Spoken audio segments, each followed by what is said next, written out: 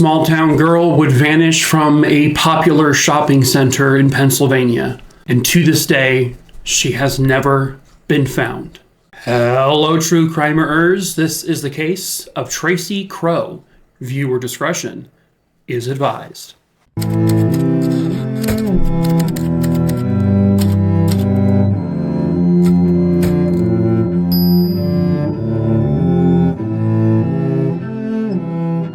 Real quick before we get started, of course, hello, I'm Mike. I tell 3 true crime stories here on YouTube every single week, Mondays, Wednesdays, and Fridays, so please subscribe if you're into that kind of thing. I also tell short form true crime stories over on TikTok, where I have about 3 million or so followers, so please feel free to follow me over there. The link will be up here at some point in the beginning and towards the end.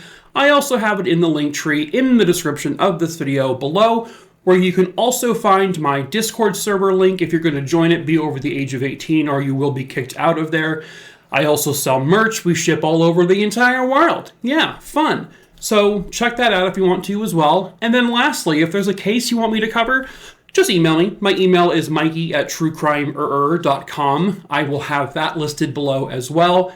So all you have to do is just send me the name of the person, where it happened, when it happened. I'll add it to my list. I have about 5,300 names or so on there. I pick my cases at random. I will get to that case eventually. I just cannot promise you when. But let's get into today's case. 17-year-old Tracy Kroh lived in the Millersburg area of Pennsylvania. I guess is located in the Enterline Township area. Tracy had 2 sisters, and she was attending the Halifax area high school, where she was, I believe, about to enter her senior year. Tracy was considered a fantastic student. She always got good grades. She was really into art. Art was probably one of her favorite subjects. She was described by her teachers as being one of the more reliable students, one of the most hardworking students, and she had an excellent sense of humor, according to her fellow students, and even the teachers would say that. Tracy did work for the school newspaper, where she actually did the artwork for the newspaper. She was the editor of the school yearbook, so she was incredibly involved in school. She even would be spending her summer vacation working on the yearbook. Tracy, for the most part, was kind of a homebody. So, if she wasn't at home, she was probably at her sister's house. Her sister, Tammy, lived nearby in Halifax, Pennsylvania. They would hang out all the time. They spent a lot of time together. They were really close. And, Tracy would spend the night there kind of often. It was Saturday, August 5th, 1989. Tracy and her parents had borrowed Tammy's little barbecue grill, and so Tracy was going to be bringing it back to Tammy on that August 5th day.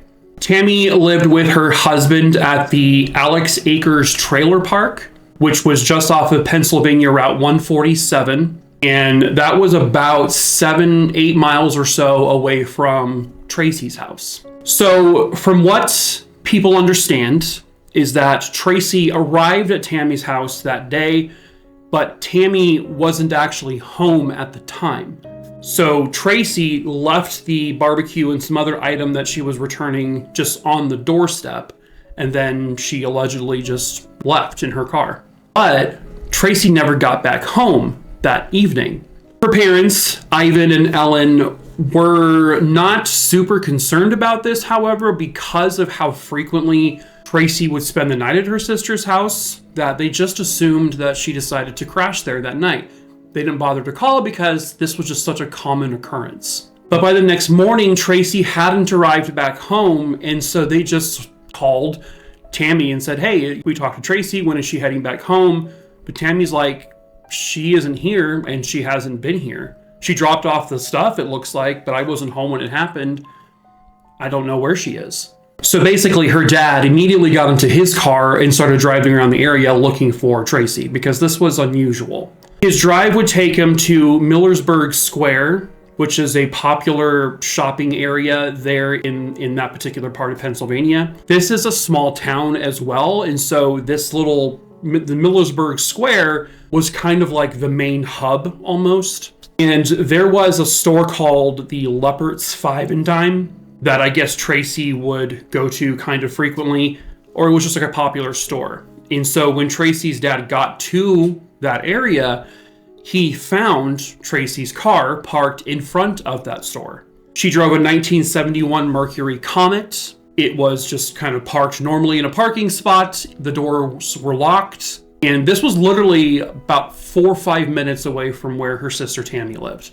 It was definitely a hangout spot for the local teens. And so this gave her parents a little bit more reassurance because, okay, Tracy went here after Tammy's met up with some of her friends, probably spent the night with a friend. We're good. Now, Tracy's parents were a little perturbed because usually Tracy would tell them, or call them at least, and say, hey, I'm going to be hanging out at such and such friend's house, or I'm going to be here. But she didn't do that. And so it annoyed them, but they just felt kind of that relief. However, when they reached out to some of the friends, they hadn't seen Tracy either, especially her closest friends. None of them had seen her. She had not even gone to any of their places.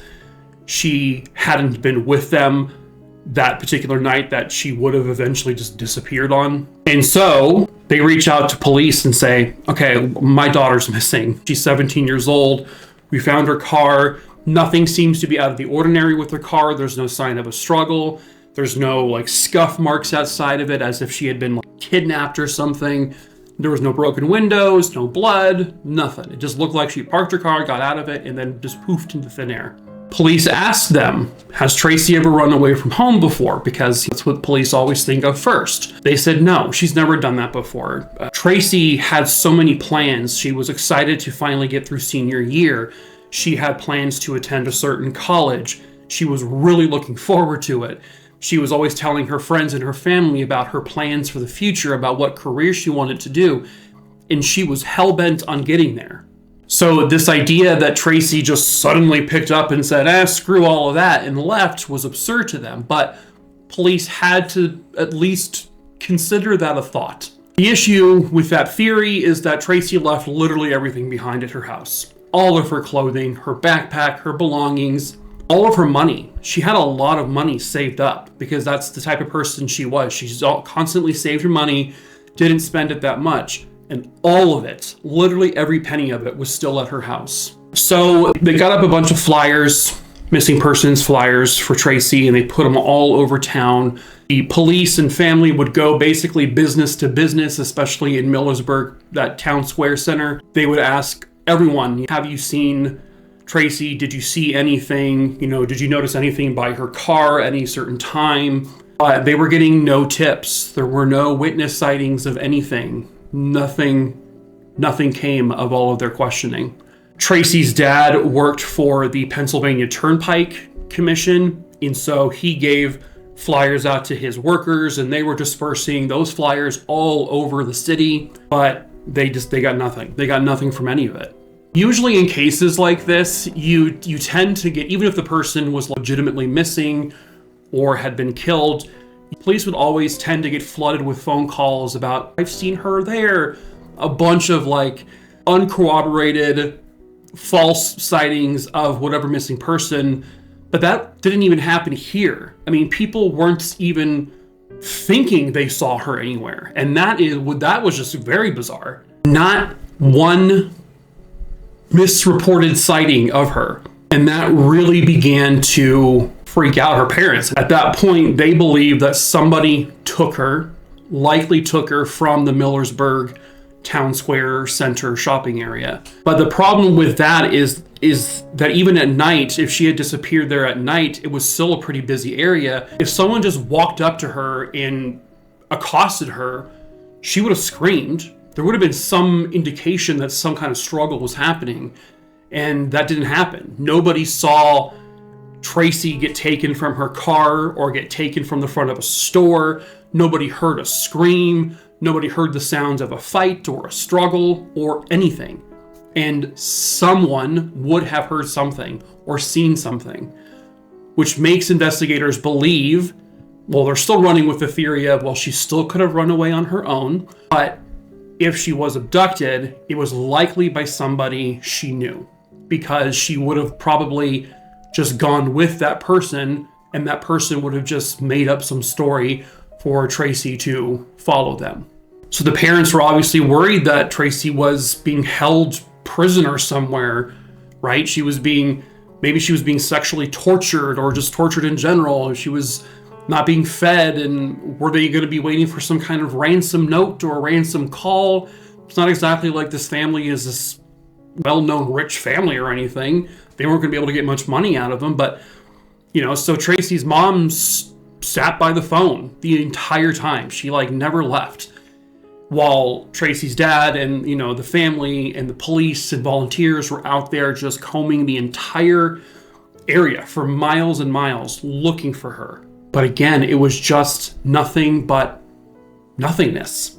And I have to reiterate how unusual that is. Like I said, again, not even a false sighting of her. No clothing items, nothing. After a year or so goes by, she still hasn't been found, no trace of her. They're getting no tips, they're getting nothing. Even after there's about a $6,000 reward put out there, no one's biting. The Millersburg police were at a loss. They said, listen, we gotta be honest, we have no idea where she is.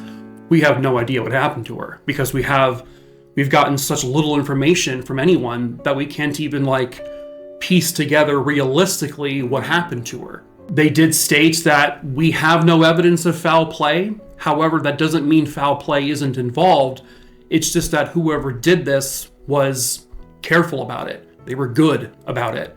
Again, she was probably lured away by someone she knew and she trusted. Foul play doesn't mean that there's a broken window and there's blood everywhere. Foul play could mean there's no evidence whatsoever. But because there was no evidence, they still had to have in the back of their mind, maybe she's out there on her own accord. By 1990, they raised enough money to get some big signs made, and they've got billboards up. They have more flyers distributing out there. They've got Tracy's image just big and bold on these billboards. And if you've seen anything, if you've heard anything, please call. You can report your information anonymously. We just need Tracy home. But it really led to nothing again. In March of 1990, they did finally get some tips that police should search a nearby pond in Halifax, because this tipster heard Tracy was probably in there. So they brought in about 12, 13 or so professional divers who specifically do this kind of thing for search and rescue. They spent approximately 48 hours worth of time searching this large pond. They searched it top to bottom, side to side. They, scooped up dirt from the bottom of this with their hands and searched and looked, and nothing. No body, no clothing, no purse or wallet or anything like that.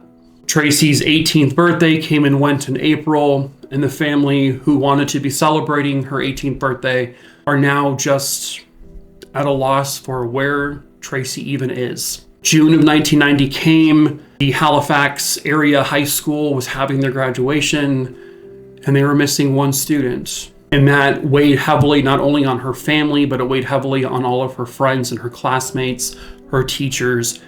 It just weighed on everyone. Tracy's parents would come out and say that, listen, we know somebody out there knows something. We're looking into this camera right now, right, on the news, and we're telling you know something, to whoever that may be. Because a 17-year-old girl doesn't just poof into thin air and vanish from a popular shopping center and nobody knows a thing about it. That's insane. Somebody knows something. After another year or so goes by, police are now essentially stating that we no longer have this belief that Tracy vanished on her own accord. No shit. They basically are now saying, this is more than likely a genuine missing person, probably met with foul play. And they just kept going back to this idea that it had to be someone she knew, someone she trusted, someone she cared for, maybe someone she was friends with, maybe family friends. She didn't just get taken by someone. She was tricked. Police had interviewed hundreds upon hundreds of people. They interviewed as many classmates as they could. They interviewed teachers. They interviewed people she had maybe worked with. other family members. September of 1992, police get what they think is a substantial piece of information, a substantial tip from a jailhouse informant. And we all know how reliable those can be. This jailhouse informant was apparently in prison with a man named Larry Ramp, or Rampy. This Larry person had admitted to this informant that he was the one to kidnap and kill Tracy Kroh. And Larry Ramp told this informant that he then buried Tracy in Roanoke, Virginia. Police investigate this particular inmate, Larry Ramp. They dig into his whereabouts. They look into where he was during the time that Tracy was taken. And they came to the conclusion that he was not even close to being in the area, that there was no way realistically he could have done this. And most importantly, he had no idea who Tracy Kroh was beforehand. Nobody in Tracy's life knew who this man was. This informant also said Larry Ramp told the informant that he had kept Tracy's class ring and as a souvenir, but police searched the home where this Larry Ramp was living, top to bottom. They found nothing, and that's where he said it was supposed to be. They came to the conclusion that this guy was just a bunch of bullshit. On November 30th, 1993, they finally found some evidence. A farmer in Washington Township, Pennsylvania, I guess he was near the, I'm going to say this wrong, I'm sure, the Wiconisco Creek in Pennsylvania, where he found Tracy Kroh's driver's license and her National Honor Society card. It wasn't with a wallet, they were just two separate pieces that were found washed up onto this nearby farmland. The items were clearly very damaged, especially water damaged, and so they knew they had been in the water for a very long time. So in April of 1994, they do a very thorough search along the Wiconisco. They search the actual creek itself, they search the land surrounding it. They do say that they find some more tiny pieces of her belongings, but they have not specified what those belongings actually are.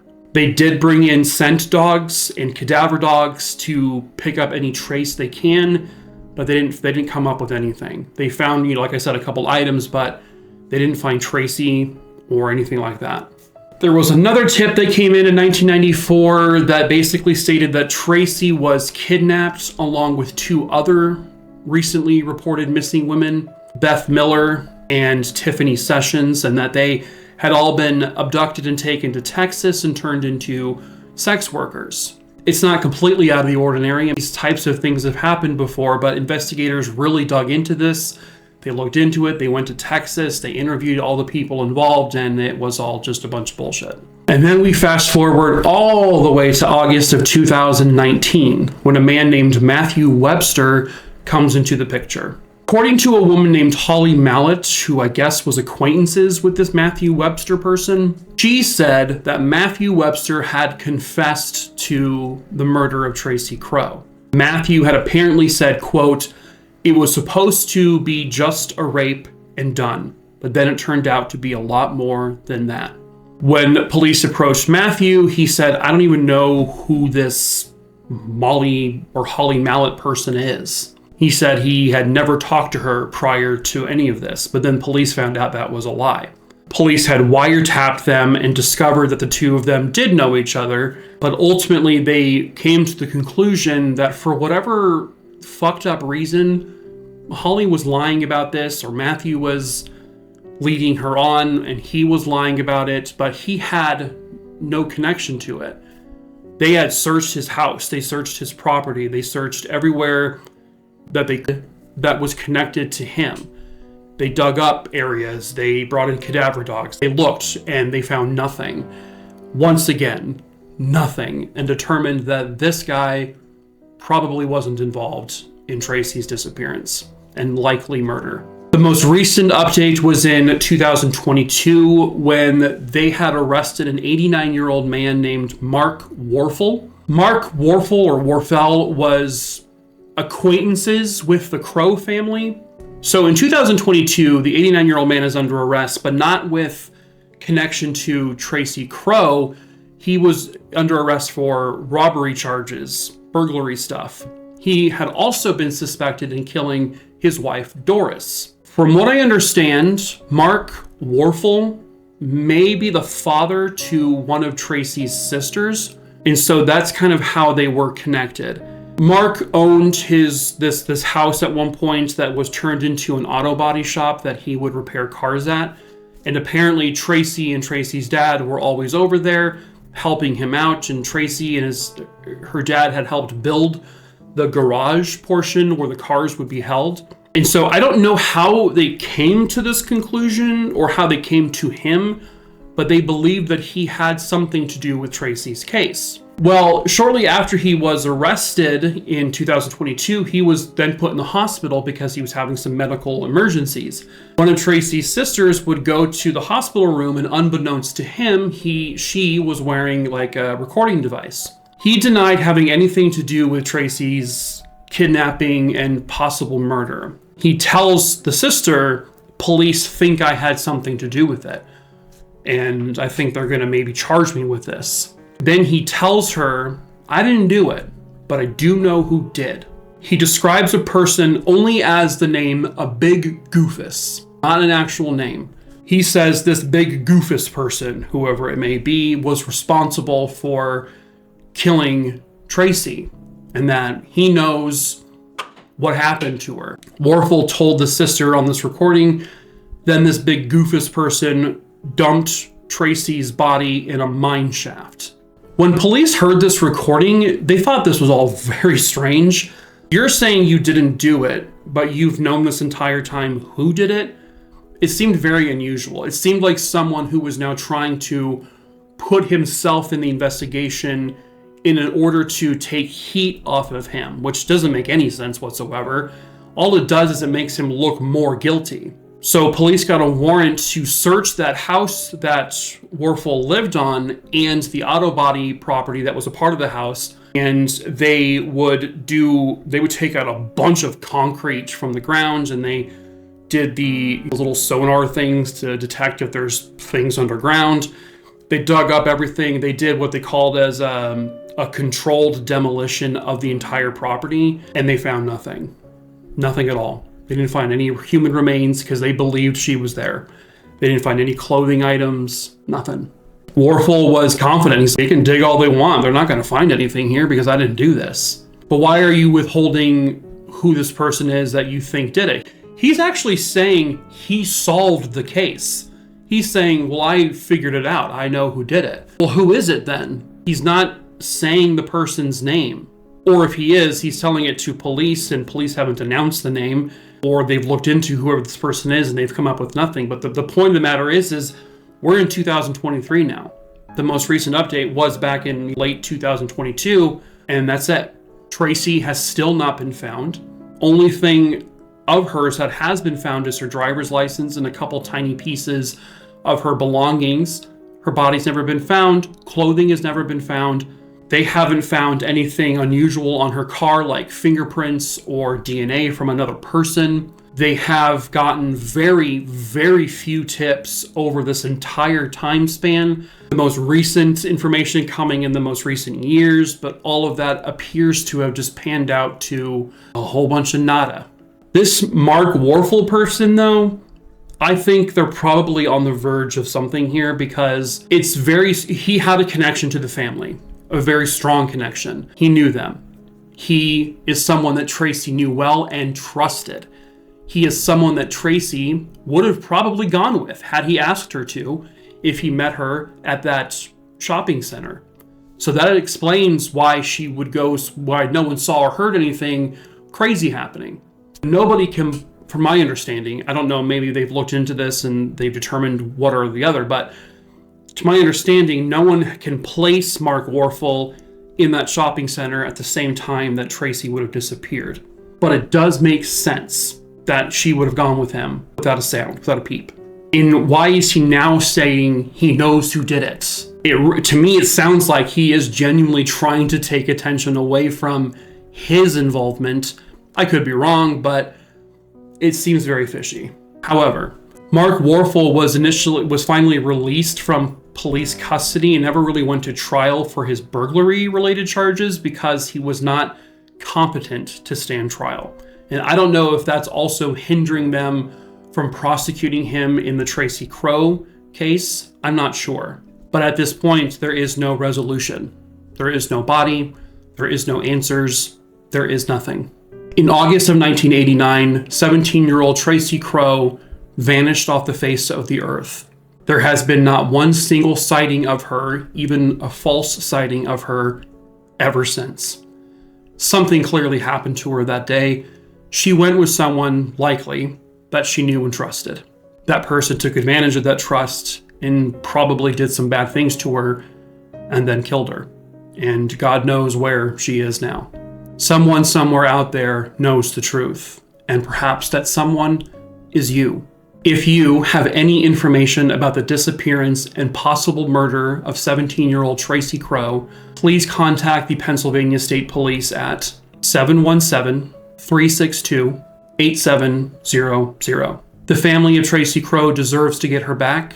They deserve to put her to rest, and her family and her should get the justice they all rightfully deserve.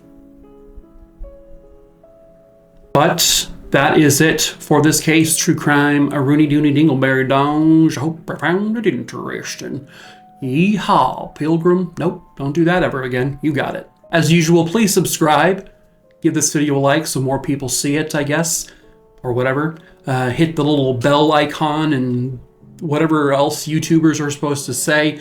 Follow me over on TikTok. Link is below. Sell some merch. Check out some merch. Check out my Discord. Yada, badada. My battery's flashing. I gotta go. Oh my god, bye! I don't have time to replace the battery. Goodbye!